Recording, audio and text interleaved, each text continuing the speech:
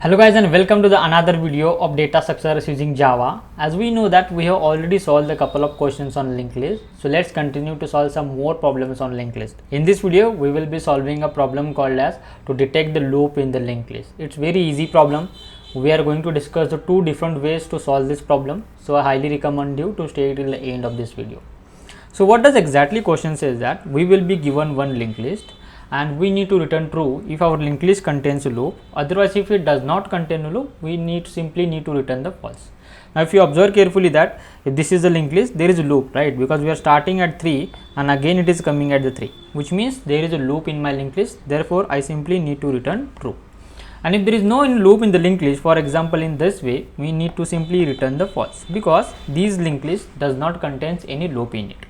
So I hope you understood the meaning of the question. Now let's try to check how we can solve this problem. So first of all, let's go on solving the brute force solution. So what basically we are doing is we are trying to detect the loop present in our linked list, which means can I say that if the linked list contains a loop, I am going to visit one node for a couple of times, For example, visited, and again I am visiting at 3. Which means this is the node which is getting visited for 2 times. Therefore I can simply say that our linked list contains a loop. So how we can check whether I have visited that node earlier or not, right? So means you want to check if you are going at the 7, you need to check have I visited 7 before coming to 7, and if you are at 6, you need to check have I visited this node before coming to this node, and if you are coming at the 3, by again coming at the 3, you need to check have I visited node before any one time. If it is, you need to simply return a true. So for that purpose we can maintain a data structure called as a hashing, because the hashing is the only one thing that will help us to check whether I have visited that node previously or not. So let's suppose I am keeping a data structure called as an hashing. Now what I am going to do is we know that our linked list is always given with a special node called as a head. So we have given a head. So what I will do is I will simply keep one temporary pointer over here and I will check.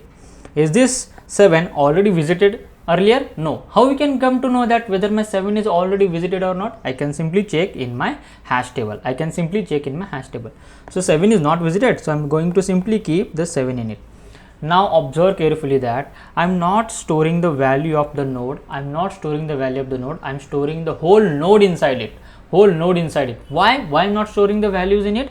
Because there might be a case, if you see carefully, that here it is also 6 and here it is also the 6. So if you store the 6, and now you are checking whether my hash is contains 6 or not, you will say yes. But there might be a case that let's suppose 1, 2, 2 and 1. Now you are visiting the 2 times, then does it means that my linked list contains a loop? No, there is no any loop in this linked list, but only the data is repeated. That is the reason why we will not be putting the values inside my hash table. We will be putting whole node inside it, right? We will be putting whole node inside the hash table. So I simply inserted 7, then I moved to the next node. So I moved to the next node. Then again I will check, is my 6 already visited? How can I come to know that? I can simply check in my hash table.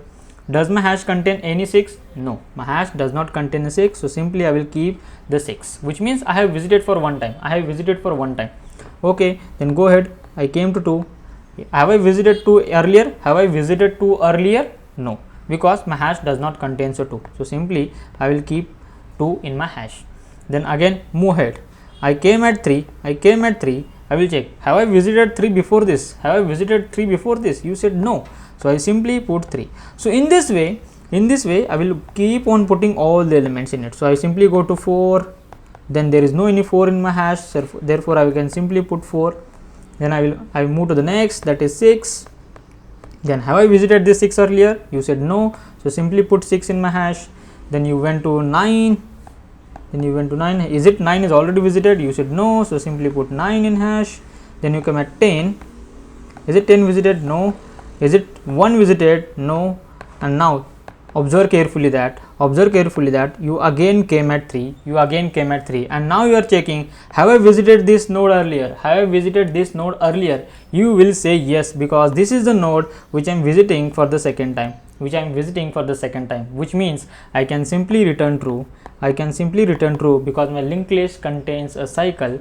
The reason why is this is the node which is getting visited for the 2 times. This is the node which is getting visited for the 2 times. Hence, we can simply conclude that our linked list contains a loop. Okay. Now let's take an example. Now let's suppose we have the linked list like 1, 2, 3 and 4. Now what will happen? See, again I have maintained one hash table. Okay, now I'm standing at 1. I will check, have I visited this node earlier? No, because my hash table does not contains 1. Therefore I will simply put 1 in my hash. Go to the next node. I am at 2. Have I visited this 2 earlier? You said no, so simply push 2 in my hash. Move to the next node. Have I visited 3 earlier? No, simply push my 3 to the hash and then move to the 4. Have I visited this 4 earlier? No, then simply move it and move. Now you have already came out of your linked list. You are pointing at null and there is no any node which is visited more than once. Which means simply I can say that my linked list does not contain a cycle. Therefore I can simply return a false. So let's move on writing the pseudocode for this. So we know that we need a hash table. So for that purpose I will be maintaining the set and I am using the data type as node, because I told you earlier that I want to store whole node inside my hash. I don't want to store the value of that node. I'm going to store the whole node. So I simply declare the set. Then I use a temporary variable temp which is initially pointing to head. Then I will keep on doing this. Till my temp is not equals to null. Why it is not equals to null? Because let's suppose you have a linked list like 1, 2 and 3 and this is initially pointing to null, which means there is no any loop inside it. So temp will move here and then at 2, then at 3 and initially and finally it will come at the null. Which means it does not contain a loop. So that is the reason why I have mentioned this condition. And again, what I need to do is, I have already told you, whenever you are trying to visit any node, first check, have you visited that node earlier? Which means first check, is that node already present in your hash table? So we will simply check if hash dot contains, if it contains your temp, we need to simply return true, which means you are trying to visit the node 2 times. And if that node is not present in your hash table, I already discussed that, simply put in your hash, that node in your hash and move to the next node temp equals to temp dot next. So simply we are moving to the next node. Now suppose we have already came out of this loop, which means this condition is not satisfied. Which means you have completely came out of your whole linked list and there was no any node which was visited for more than 1 time. Therefore I can simply say that there was no any loop present in my linked list. So I can simply return false. So this was the brute force solution to check whether your linked list contains a cycle or not. Now what will be the time complexity for this? So I am traversing the whole linked list. Therefore our total time complexity would be big of n, and at the same time we are performing the operation on hash, that by checking whether my hash contains that particular node or not, and also I am pushing the values in my stack. So assuming the best case, it would be big of 1, or suppose if it is taking worst case, then it might be log n. So depending upon the operations or the complexity of the code, and the space complexity would be big of n. Why? Because we are storing all the nodes of my linked list inside the hash table. So this is the brute force solution to check whether the linked list contains a cycle or not. Now let's move on to the next code to check how we can optimize this code to detect the loop in my linked list. Now let's try to optimize the code to detect the loop in the linked list. But before we try to optimize this code, we have already discussed one strategy, that is called as a tortoise and hare. We have already discussed one algorithm, that is tortoise and hare, in the problem called as to find the middle node of the linked list. If you haven't watched that video, go and watch the video to know more about the tortoise and hare algorithm. We will be using the same algorithm to detect the loop in our linked list.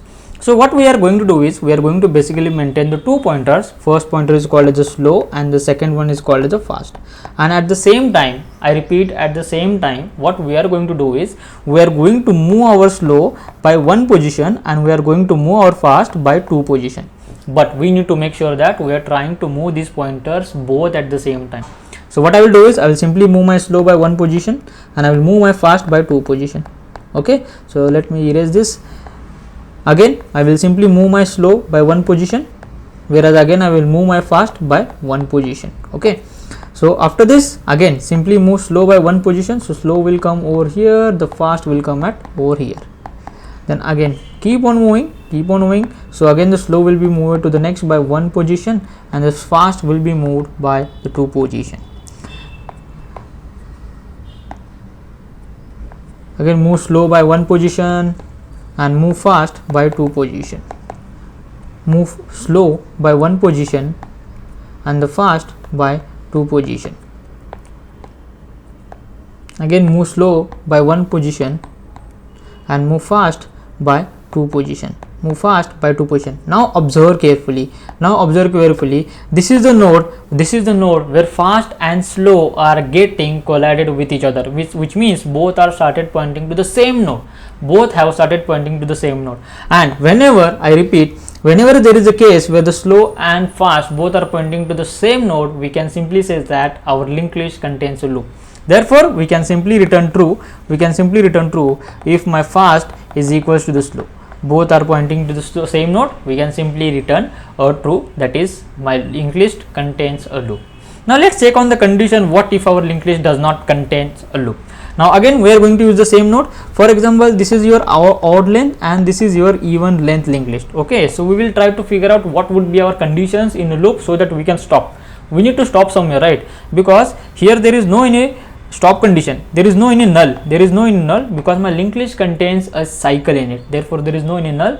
But one thing we know that whenever the both are pointing to the same node, we can stop. But the point is, if there is no any cycle present in my linked list, when we can stop, when we need to stop it.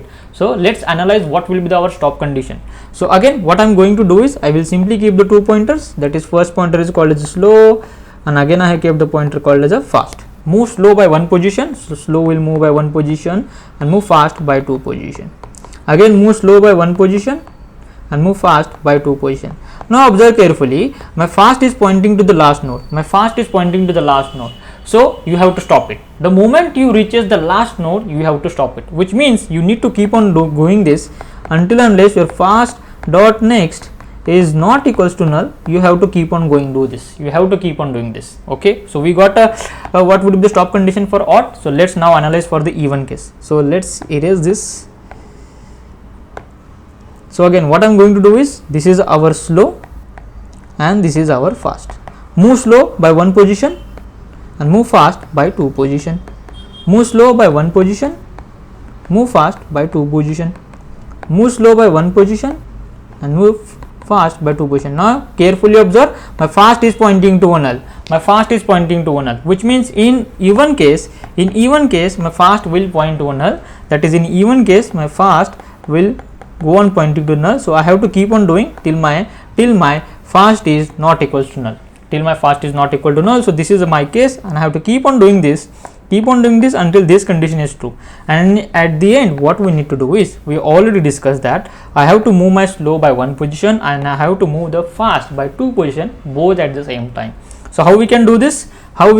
Simply move the slow by 1 position, so slow equals to slow dot next and simply move the fast by 2 position, that is fast equals to fast dot next, right? And at any time if both are equal,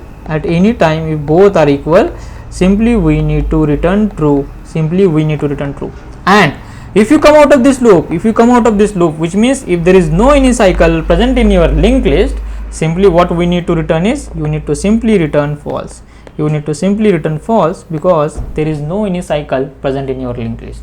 So this was the most easiest optimization to detect the loop in the linked list. So what will be the total time complexity for this? So what basically we are doing is, we are traversing the linked list, right? But we are not traversing the whole linked list, we are only traversing the linked list until unless the fast is not equals to null or we are not reaching to the last null, which means can I say that we are traversing the half the linked list? half the linked list. Therefore, the total time complexity would be big of n by 2 and the space complex would be big of 1, because we are not using any extra space. So I hope you enjoyed this video and you clearly came to know that how we can detect the loop in the linked list using Java. Till then, see you in the next video.